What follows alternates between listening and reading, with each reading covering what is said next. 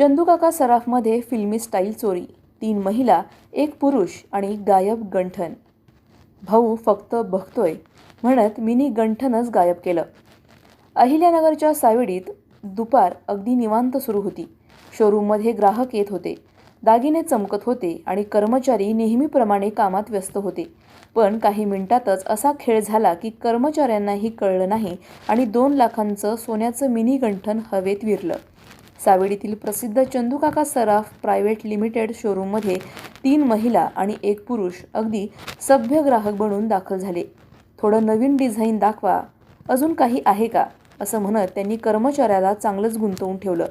काउंटरवर एकापाठोपाठ एक सोन्याचे गंठन बाहेर येत होते.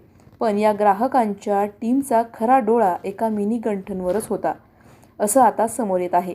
काही वेळ दागिने पाहून काही पसंत नाही असा चेहरा करत चौघेही शांतपणे बाहेर पडले.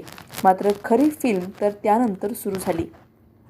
कर्मचाऱ्यांनी नेहमीप्रमाणे दागिन्यांची मोजदाद केली आणि अचानक सगळ्यांच्या चेहऱ्याचा रंग उडाला.